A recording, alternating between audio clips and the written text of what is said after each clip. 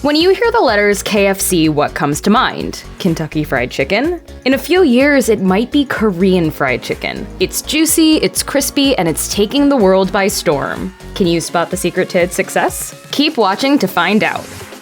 Like most stories surrounding the history of a specific food, tracing back the journey of Korean fried chicken to its precise origin is a bit challenging. The general belief seems to be that Korean fried chicken was dreamed up at some point during the Korean War. The origins of Korean fried chicken still remain somewhat murky, but its quality is undeniable. However, Iron Chef's Alton Brown may have the answer for both its creation and its flavor. Because it was taught to Korean cooks by African-American GIs after the World War. This theory makes sense, considering that other famous dishes rose from the ashes of the Korean War. Budae-jjigae, for example, is a popular Korean soup that translates to army stew due to its use of ingredients, introduced by the US military. One look at a recipe illustrates an unlikely fusion. Spam and sliced up hot dogs simmered in a pot with chili paste, kimchi, garlic, and noodles that are often topped with a slice of American cheese. In the decades following the war, Western-style chicken restaurants started popping up around the country, setting the stage to spark a craze for Korean fried chicken. You can learn a lot about what's important to a particular culture through its language and unique vocabulary. The glorious mix of hot fried chicken and cold beer is so beloved in Korea that there's a special word in the Korean language to describe their harmonious combination. The word chimek joins together the word chicken with the Korean word mekju, which translates to beer. In South Korean drinking culture, it's very important to keep eating while you consume alcohol. And while chimek is one of the best examples of this, there's a wide range of drinking snacks, called anju, to choose from in Korea. Some popular anju dishes include grilled pork belly, kimchi stews, mung bean pancakes, spicy pork, and braised octopus. As it turns out, the Korean tradition of continuing to eat during longer drinking sessions is a pretty good idea. Consuming food can stop you from getting too drunk by slowing down alcohol absorption. And eating some fried chicken or fresh slabs of crispy pork belly sounds like the best possible way to do that. Ketchup, ketchup, ketchup, ketchup. No matter how you say it, ketchup kinda gets a bad rap. What started out as one of the first condiments we ever ate seems to become less socially acceptable to enjoy with age. The tangy red sauce seems tethered to the simplistic diet of childhood with snooty accusations of having an unrefined palate. We'd like to clear the air and let all of you ketchup lovers out there know that we see you, we love you, and we're with you. There's no shame in using any condiment however you like. That said, you might be surprised to learn that ketchup is one of the star ingredients in Korean fried chicken's legendary glaze, yangnyeom sauce. While Korean fried chicken is available in a variety of different flavors, yangnyeom sauce is the bright red glaze you most often see advertised on menus and pictures. Made with a blend of ketchup, gochujang, minced garlic, white vinegar, and rice syrup, this sauce has a complex flavor profile that's sticky, sweet, and spicy. There's no doubt that part of Korean fried chicken's mass appeal is due to this famously tasty sauce, which perfectly clings to the fried chicken's crispy batter. While Korean fried chicken originally started out being served in its traditional form in boxes and buckets, some restaurants are now experimenting with fusion applications of this dish to great acclaim. That's the beauty of chicken. It's one of those meats with mass appeal that can seamlessly blend into new dishes in inventive ways. Bonchon Chicken is a Korean fried chicken restaurant with locations all over the United States that's pushing the boundaries of this dish by creating a menu with items that fuse the tradition of Korean fried chicken with the handheld sandwiches of the West. In the process, Bonchon is devising new interpretations of Korean fried chicken that make it more accessible. One of the standouts from the Bonchon menu includes Korean fried chicken sliders with coleslaw, cucumbers, red onions, and spicy mayo. Another is the Korean taco plate, which comes with the same ingredients but adds buttermilk ranch and wraps it all up in flour tortillas. If you dig fried chicken sandwiches and tacos, then don't miss out on these dishes from Bonchon. Plenty of cooks have secrets that take their dishes to the next level. Having a few tricks up your sleeve in the kitchen can really elevate the food, whether it's exclusive access to special ingredients or using a mastered technique. If you've ever eaten Korean fried chicken in South Korea, you know that the chicken tastes extra juicy for some reason, but you may not know why. The secret has less to do with skill or secret recipe and more to do with the actual chicken itself. Simply enough, Korea's chickens are actually much smaller than the ultra mega chickens we eat in the States. Where the hell is that? I think that's ultra mega chicken. Okay. The smaller birds in South Korea end up tasting more moist because their miniature bodies have more clusters of connective tissue. So while it's true that Korean fried chicken tastes great partly because of its unique sauces, it's also true that it has something to do with the physical makeup of the chickens themselves. This concentration of connective tissues is the same reason that Cornish game hens are particularly juicy.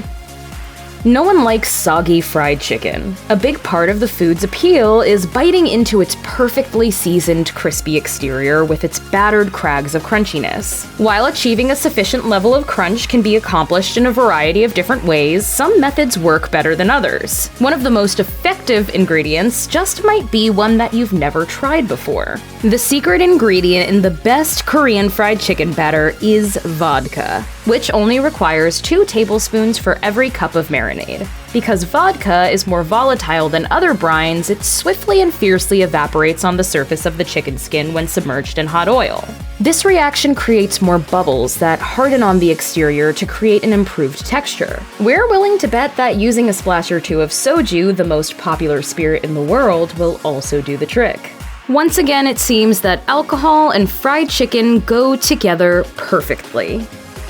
Considering Korean fried chicken's deliciousness, it should come as no surprise that foreigners agree it's one of the best tasting dishes the country has to offer. Korea's Ministry of Agriculture, Food and Rural Affairs conducted an online survey of more than 8,000 residents in 16 cities around the world. The survey found that most respondents chose Korean fried chicken as their most preferred Korean dish. Closely behind Korean fried chicken was kimchi in second place and bibimbap in third place. Over 80% of the foreigners surveyed reported that they were satisfied with the overall flavor profile of Korean food. The results also showed that North America prefers Korea's beef dishes to its pork dishes. Perhaps more interestingly, Tokyo and Rome reported the lowest level of satisfaction with Korean food. We could speculate about the reasons for these results, but the bottom line is that out of all of the dishes that Korea has to offer, Korean fried chicken seems to resonate with foreigners the most. While plenty of other countries cook up versions of deep fried chicken, there's no doubt that the Korean style has its own charms, with unique sauces, exceptionally tender meat, and tasty toppings. It's fairly common to garnish fried chicken with different ingredients for extra flavor and texture. Chopped nuts, thin slices of green onions, and a scattering of sesame seeds are just a few of the toppings you might see coating a freshly fried batch of Korean fried chicken. But there's another common topping that is less of a garnish and more of an extra coating that covers the entire surface of the chicken. Chocolate. Correct, Andy. No, Andy, that's actually not correct. It's cheese powder. That may sound a bit strange at first, but keep in mind, the flavors of fried chicken and cheese go together hand in hand. How often have you dunked a crispy drumstick into some blue cheese? Or ordered a plate of Parmesan garlic buffalo wings? The main difference here is that Korean cheese powder is typically more yellow in color, and the flavor mimics the sharp notes of cheddar and macaroni and cheese more than Parmesan. The bottom line is this. If you dig fried chicken and you love the taste of cheese, trying out some Korean fried chicken tossed in a little sauce and some cheese powder is a surefire way to light up your taste buds. If you thought that Korean fried chicken couldn't get any better, it appears there's already a new twist on the dish that's bound to make your mouth water. What makes this new interpretation different from traditional Korean fried chicken? There's an extra step to the cooking process that adds a whole new layer of flavor. This new Korean fried chicken dish is called tikkudak. Tikkudak seems to be a mashup that combines the Korean words that mean fried and grilled with tak, a Korean word that translates to chicken. Tikkudak can refer to chicken that gets double fried and then baked in a charcoal oven in order to get extra crispy and achieve some assertive notes of smoke. There's no liquid smoke or artificial flavoring involved. Instead, the wings are sauced fresh out of the fryer and then baked with charcoal for a couple of minutes.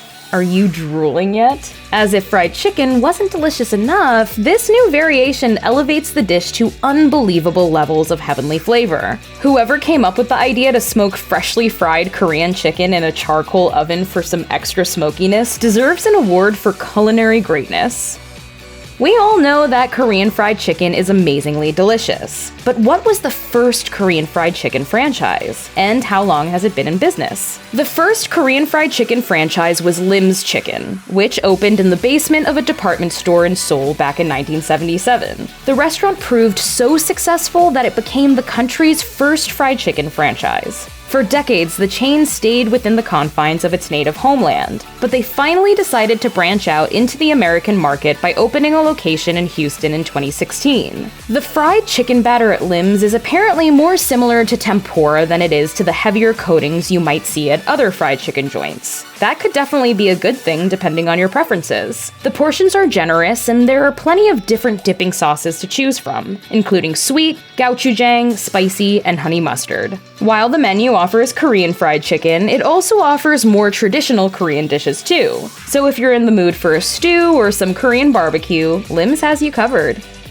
Now that the world is catching on to Korean fried chicken, the race to dominate the market is underway. Mom's Touch, a fried chicken franchise based in South Korea, opened up its first location in the US in Los Angeles County in 2021. They followed up with another location in Long Beach shortly thereafter. There are currently plans underway to expand the chain further across the country. Another Korean fried chicken franchise, Bonchon, is also planning for expansion across the United States. With over 100 locations already in the US, it seems that Bonchon may be poised to rise to the top of this increasingly competitive market. Between the new twists of Korean fried chicken being created and new restaurants opening up in the US, it's pretty clear that we're only in the beginning stage of the Korean fried chicken craze that's crawling around the globe. And we're totally on board with it.